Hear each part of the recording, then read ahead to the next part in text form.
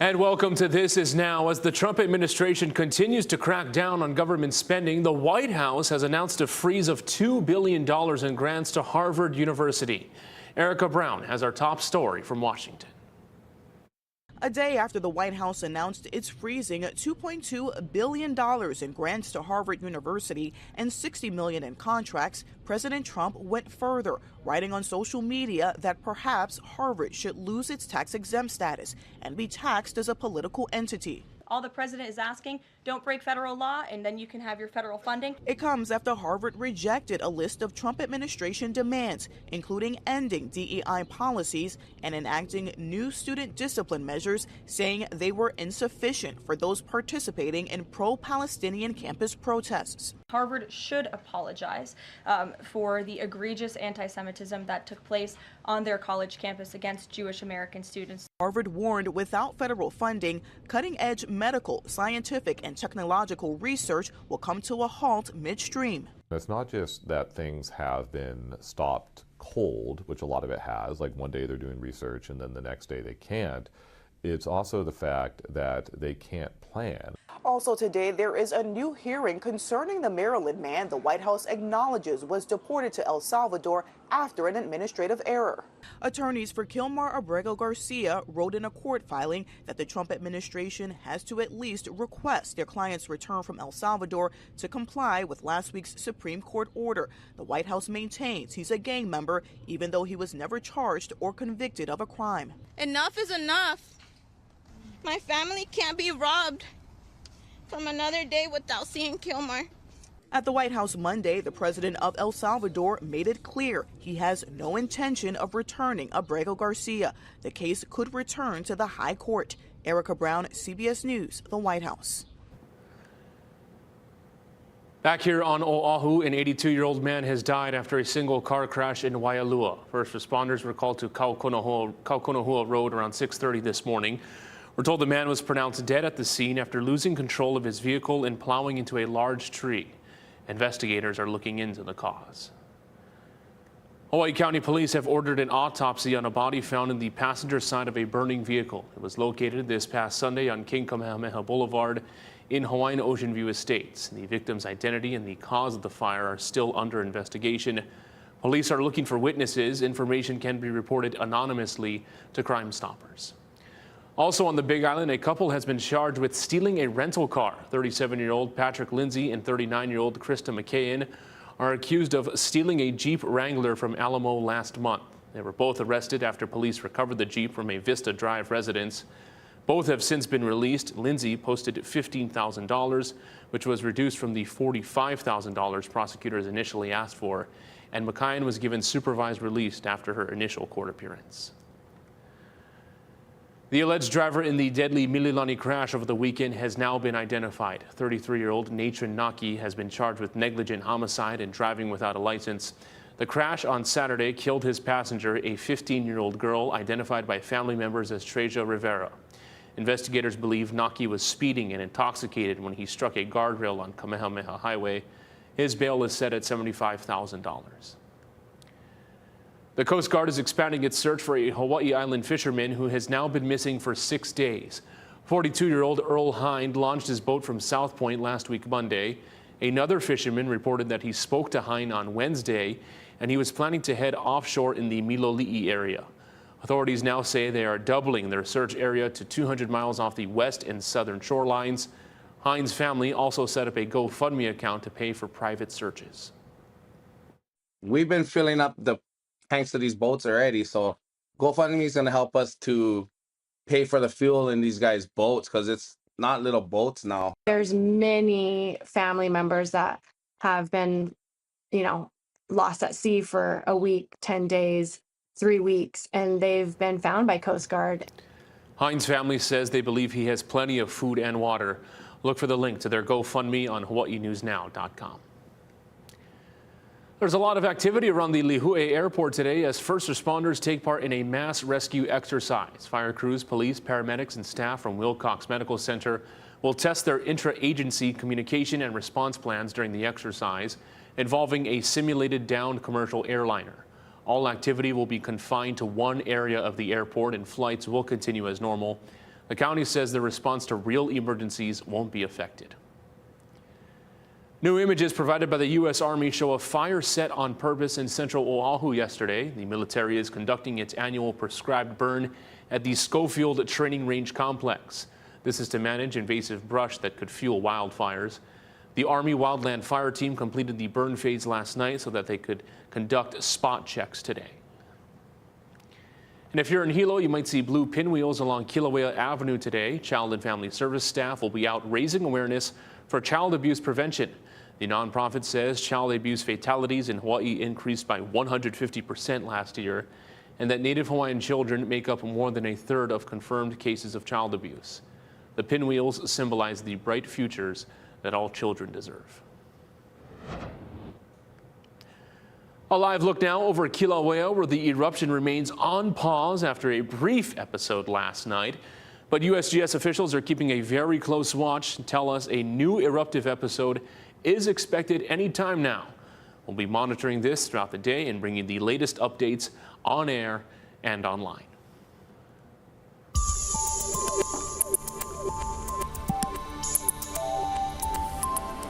And of course, with the lighter winds expected over the next couple of days, the concern of fog is once again in the forecast as we're going into Thursday and Friday. You can see our winds outside right now. Overall easterly across Maui County, Oahu, and Kauai, but we're starting to see more southeasterly winds over near Hilo, around 13 miles per hour out of the southeast. However, east-northeasterly in town, around 17 miles per hour. Just taking a quick look at our first alert windcast going forward. You'll notice going throughout the rest of this afternoon and into tomorrow, you start to see weaker winds, more variable out there, and overall southeasterly flow. Of course, with the VOG forecast, we could be seeing some of the VOG from the latest episode moving up towards the northwest with lighter winds and southeasterly flow going forward. As we're going into Thursday and Friday, we are going to be seeing a little bit of a shakeup in the weather pattern. We've got a better chance for rain. A weak cold front's going to be making its way towards the island chain. You can see it creeping in from the northwest, giving us a better chance for rain throughout Thursday and Friday. I'll give you a full breakdown of this in my full forecast coming up.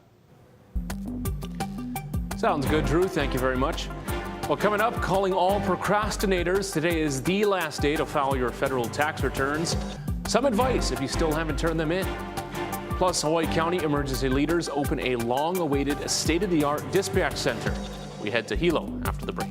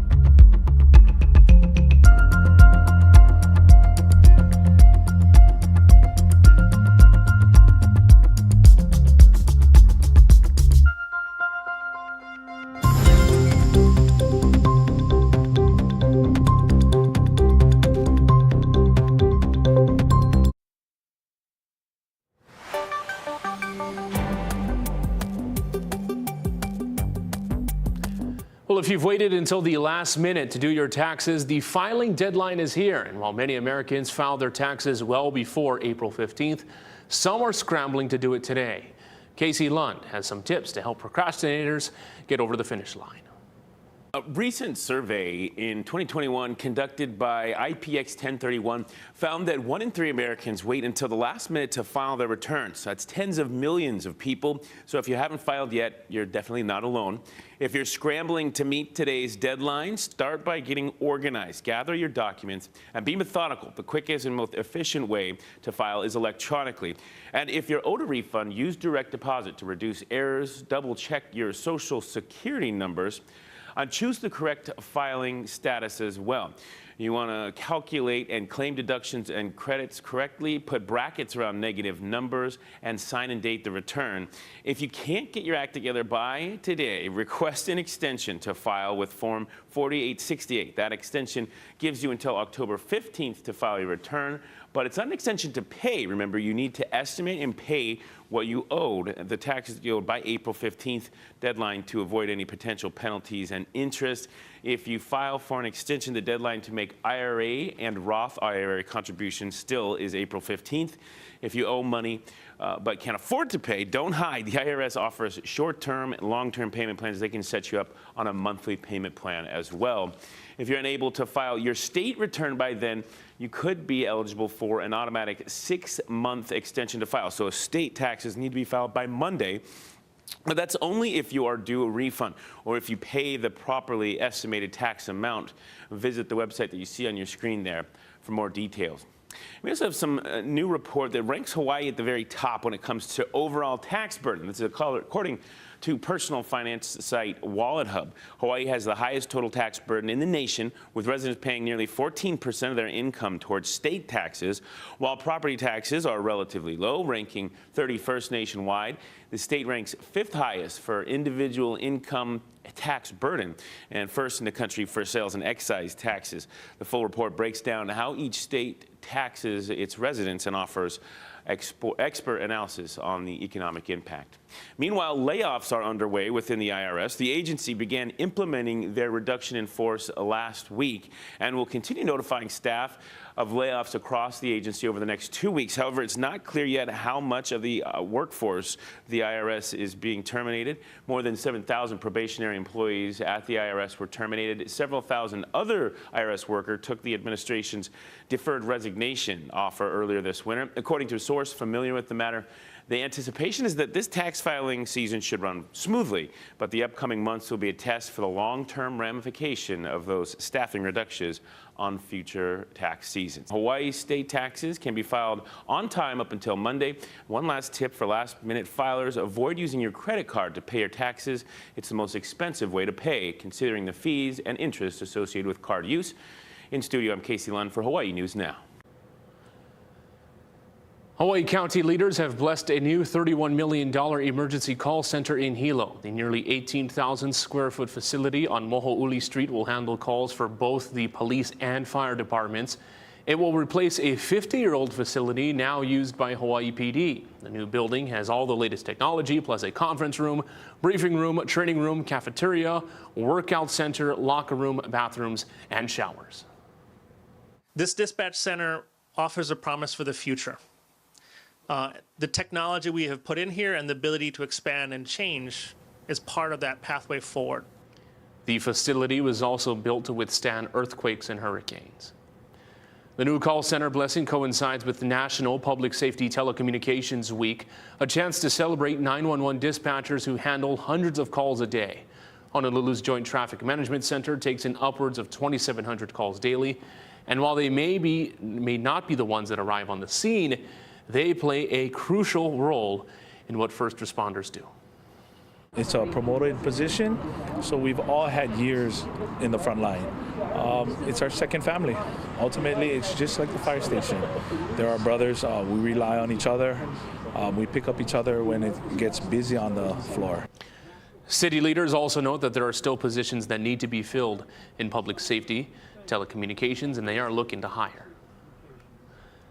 The Department of Land and Natural Resources and its partners will be able to continue to release sterile mosquitoes on Maui in an effort to control mosquito-borne avian malaria. The Intermediate Court of Appeals ruled yesterday the final environmental assessment for the project was sufficient.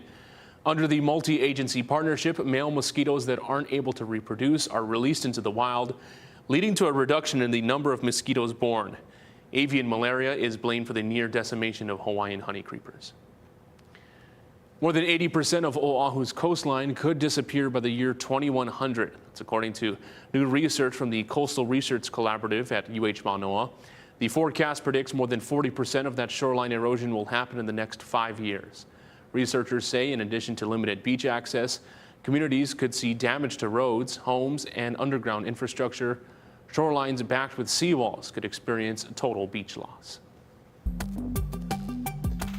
And stick around, your first alert forecast is coming up. We're tracking lighter winds and a cold front at the end of this week.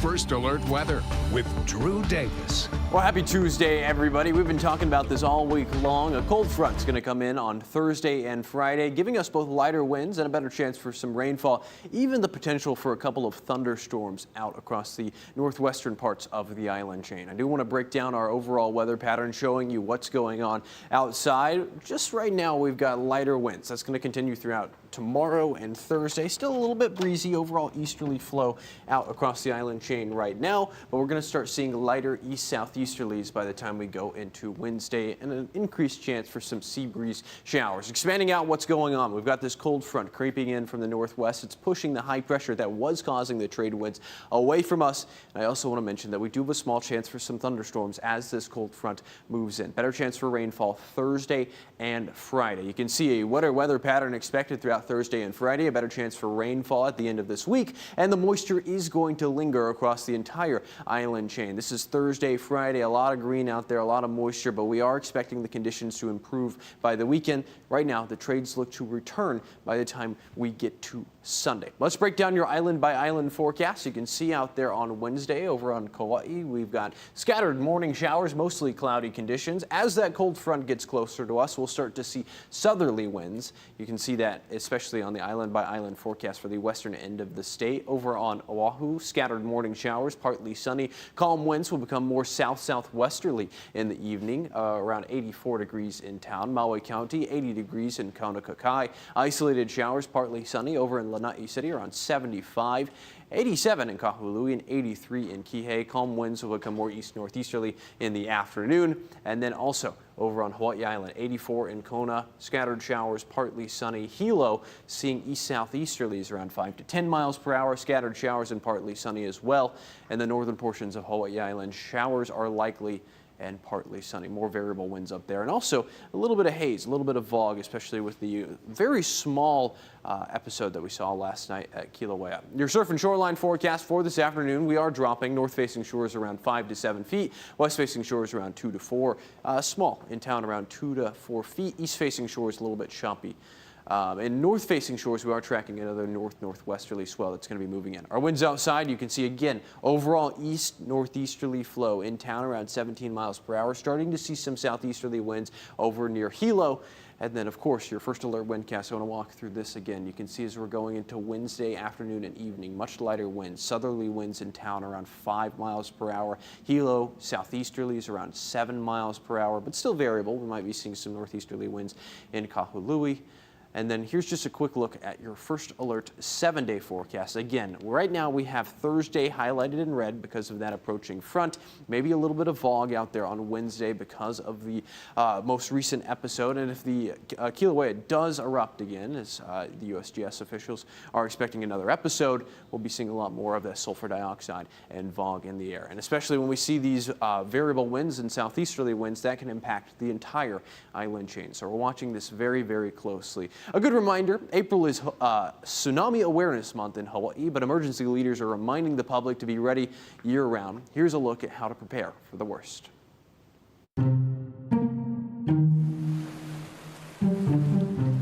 Since Hawaii is in the middle of the Pacific Ocean and surrounded by regions of regular seismic activity, it is crucial that we remain vigilant for the threat of tsunamis year-round. So tsunami is a series of waves. It's a Japanese word. It means harbor wave, and one of the phenomenons is it's in the deep ocean. You know, it's really, really tiny, like a few inches, but when it gets to shore, it grows in height. It can be in Hawaii in 1975 for a local tsunami, it was something like 47 feet. So let's review what you need to know in case a destructive tsunami wave approaches the island chain. First up, know your zone. It is important to review if your home, workplace, and school are located in tsunami evacuation zones, extreme tsunami evacuation zones, or a safe zone. You can check all of this out at the one-stop shop for tsunami information, hawaiitsunami.org. DoD Hawaii also has an interactive map where you can check these zones for the entire state. There is a Hawaii tsunami preparedness video. It goes over probably everything you might want to know and more. But we would just encourage everyone, if you can take 10 or 15 minutes out of your busy lives. 2025 is also the 50th anniversary of the 1975 Kalapana earthquake and local tsunami that killed 2 people at Halape, where a Boy Scout troop was camping on November 29, 1975.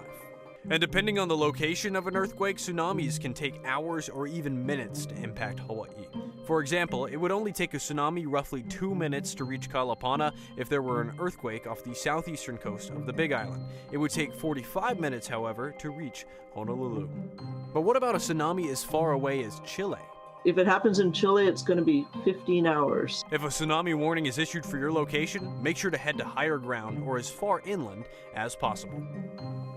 And being prepared doesn't end in April. It's important that we stay tuned to the Tsunami Warning Center year-round. For more information, head to hawaiinewsnow.com. Drew Davis, Hawaii News Now.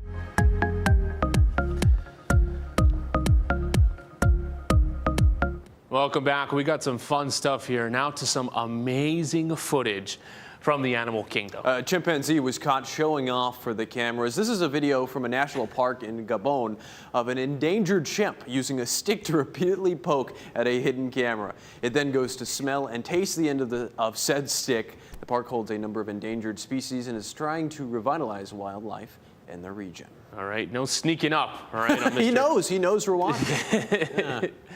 Take a look at this as African elephants herd together during an earthquake at the San Diego Zoo.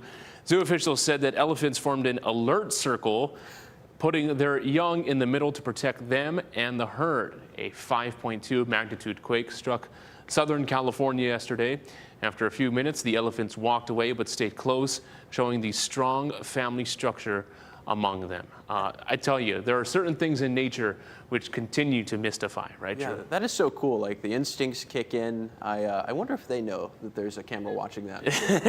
Right. There's always someone watching. Oh, yeah. Mapping out the rest of the week. How are we looking in terms of the forecast? So we're going to be seeing a lot more rain throughout Thursday and Friday. We've got that cold front coming in. I do want to show you just outside our forecast. We've got a nice weather out there right now, and we're also going to be seeing really like sunny skies like this today, but changes are on the way. Better chance for rain as we're going into Thursday and Friday. A cold front comes in early Thursday for Kauai and even parts of Oahu, and even a few thunderstorms are possible as we're going forward into the end of this week. So we're really fine-tuning the details on the forecast today. Make sure to have that Hawaii News Now First Alert weather app handy to get all the updates from our First Alert weather team, and all of those updates in case there is like a flood watch or a thunderstorm warning goes directly to your phone. And as you mentioned, the USGS keeping a very close eye on Kilauea. I had that really short episode last night, almost like a mini episode. Could be going off at any time. Yeah, we're watching closely. We could see some more fog in the forecast as well. See you again.